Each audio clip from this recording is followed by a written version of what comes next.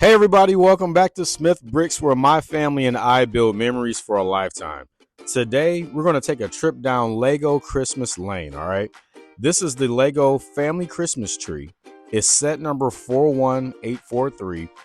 This behemoth has 3,171 pieces of pure festive chaos packed inside of this box. Now, while we speed through this unboxing, let me let you know that whoever designed this thing basically had in mind, what if we just put an elf civilization inside of one Christmas tree and then threw all the technology of NORAD in it and made it spin around? What would we come up with at that point? You would get this thing. Okay, so this part here, this part is so underrated. You see this manual that I'm pulling out? It's not the build instructions. It's the disassembly manual. Lego actually designed this set so that you could take it apart strategically and then store it for the next Christmas. Every section of this tree opens up like a book. It folds like decor, and it tucks away like you're packing up real ornaments. I love this feature. You know, I'm calling it one of the smartest holiday designs that Lego's ever done. It's literally a reusable centerpiece built for Christmas. You collapse it in January, and then you repeat putting it back together to build memories forever. I love this. Now what we're looking at here is the building of the foundation of all of the magic. It's the base of the tree. This is where the mini train lives, and yes, that train actually spins in a full loop. I geeked out over this feature because the rotation system is synced throughout the entire tree. So when you spin the dial at the bottom, three things move at once. The train at the base, the mini tree on the second floor of it all, and then also there's a giant clock that has hands that spin around inside the bakery room. When whoever designed this aspect of it put it together, they were in their engineering Lego bag. I promise you, this was an awesome thought in regard to incorporating this into this tree. All right, now let's speak about the heart of the tree overall, or the guts of it. The central column that powers the whole build, you're seeing the internal gear work, the support beams, the first hints of the interior rooms and the floors, and then some of the outer leaf structures as well.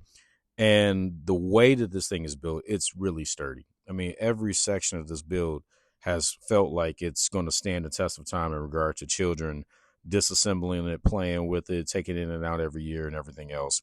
It's not a flimsy set, like, at all. Also, to me, it kind of feels like building a Winter Village skyscraper in tree form because of how detailed and how layered this thing is. I mean, it's got an interior that goes all the way from the base all the way up through the top, just like a building would. So it reminded me of a modular tree, to say sort. And as it comes together, you can literally see like the spinning mechanism branching upward. Everything connects to everything else, the gears, the turntable, the room structure. It's like watching Lego architecture meet holiday storytelling, and you're the one who's the producer of it all. It's so awesome. Now, I know we're only speaking about Lego bricks and things of that nature here, but if you're looking at this speed build, the skeletal construction of this tree is amazing. The room structure and how it shapes out through the center. And as you're building the center of the tree, which is basically like the wood based bark of it all with a few leaves branching off the sides, you're actually creating the walls that are in between both the sides of the tree that separate sides A to B.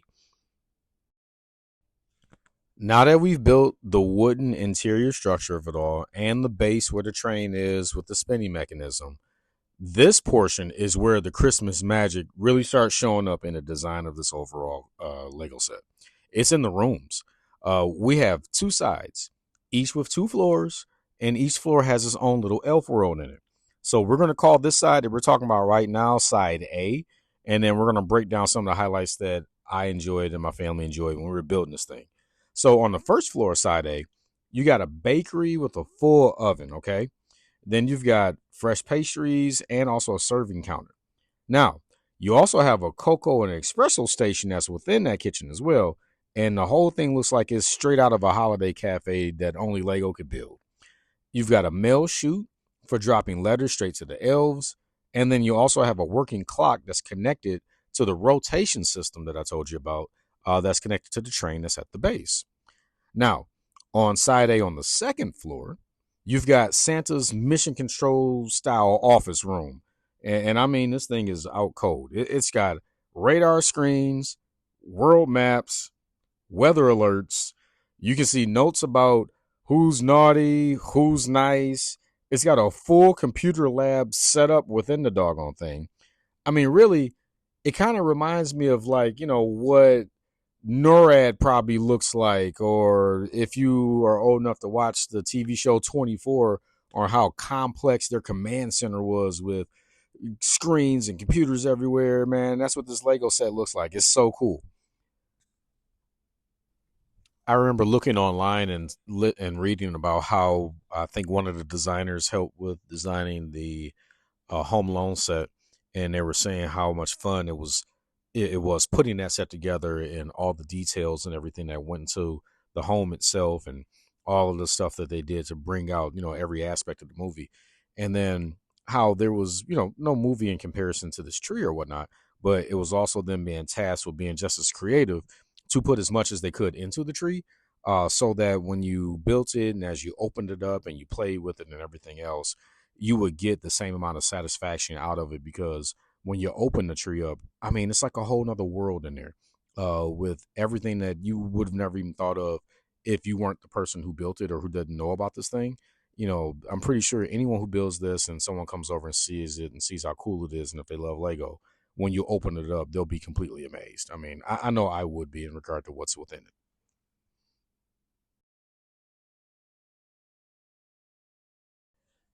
Okay, let's take a look at this beautiful exterior now that this thing is completed, because this is where the build becomes an absolute centerpiece, from the star at the top all the way to the base at the bottom. The leaf layers are arranged with overlapping angles that give this tree a very natural conical shape, like it would be in real nature. I'm praising this thing for, it's a plastic tree, but it kind of looks alive with all of the staggered branches on it, with the bulbs hanging from it, and also the ice sickles, or the ice pieces that give it the look of it having like snow falling on it. But to keep everything honest, I am going to point out that there are a lot of noticeable gaps on the tree, depending upon your lighting and what angle you're looking at it. But from a distance, it's really not that bad. It's not really a deal breaker. So not everything's perfect, but with it being $330, you'd want to be as close to perfection as possible. But look, this thing is stunning, and I'll take it. Now let's talk a little elf energy. So let's take a look at the cast really quickly. We've got an elf skier here. We also have an elf that clearly is in holiday love. We've got an elf knight, an elf space cadet, a Doc Ock style elf with 4 robotic arms, Santa and his sleigh, Mrs. Claus with pastries, a baby reindeer, a baby snowman, and a big old black cat named Cataclaws. So here's side A, the first and second floor again, with the full bakery setup, the functional oven, the pastries, the seating area, the cocoa and coffee station, and then also the working clock that's driven by the dial. On the second floor, remember, that's Santa's command center with all those radar screens and maps that I was talking about, the notes about the global weather, the naughty nice tracker, the sticky notes that are like everywhere. This floor kind of looks like Santa's crunch time workspace. This is Lego storytelling at its best. Each room feels alive. Each room feels meaningful. Each room feels like they put a lot of thought into it. This was a lot of great engineering, Lego engineering at that, and also thought and creativity all wrapped up into one. Now, here we go with the other side of the tree, side B. Now, remember, on side B, we've got the workshop on the first floor and the elf arcade on the second floor. Now, on the first floor, you're going to have all of the tools, all of the workbenches. You're going to have wrapped gifts. You're going to have toys that are in the process of still being made. You've got candy stripes and holiday colors all over the place. You've got a mail chute where the letters come in and out, everything. The second floor, you've got the elf arcade, where with the elf arcade, you're going to have certain things that come with it that are only pertaining to just fun. Like, this is This is where all the elves go after they've done all the work for Santa on that day. You've got a spinning mini tree that's synced with the train that I told you about. In addition to that, you've got a skee ball, you've got pinball machines up in there, video game machines all set up. You've got retro signage all over the place within it. You've got pictures of all the elves that come with the overall set in there as well. So lots and lots of detail going into both of these floors. And I kind of went wild over this thing, saying that this set has more interior personality than some creator expert modulars. Now we're going to go ahead and take a look at the master stroke of the entire build.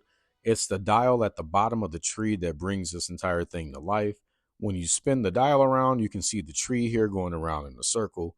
This feature is just adding another playable portion of depth to the overall tree that just makes this thing more fun, more memorable, and everything. Now, when you take a look at the first floor, on the opposite side, you can see that within the bakery, as you spin the dial around, you can see the hour hand and the minute hand on the clock going around in a circle. So really cool in regard to keeping Santa on track with where he's got to be. So if he's ever snacking too long, he can get out of here and start delivering presents around the world. Now, when we take a look at the base level, this is where the cute little train is at.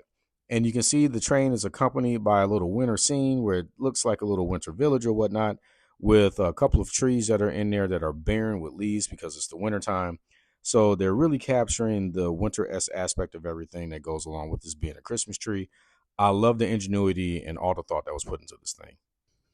Okay, everybody, here's a full look at everything working all together, starting with this beautiful exterior with this awesome star at the top and all these awesome ornaments and clear pieces that make it look like there's snow sitting on top of the tree overall. When we open this thing up all together, we can take a look at the elves with all the rest of the minifigures that come with it, with the rooms, all the play features, all of the spinning elements that add just another depth of playability to this monstrosity of an awesome build overall.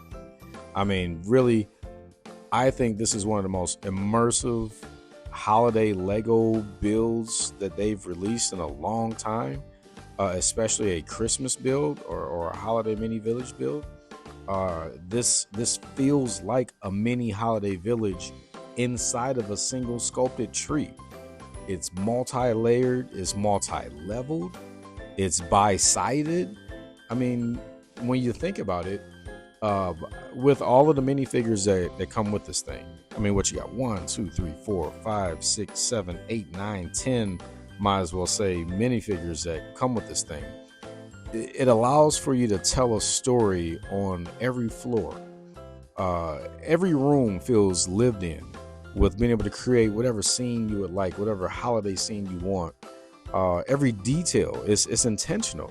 You know, all the way down to the pictures that are on the walls of all of the elves that come with the overall set. I mean, I guess that's why this thing took 3,171 pieces to actually make. So honestly, I think every red nickel that went into it was totally worth it.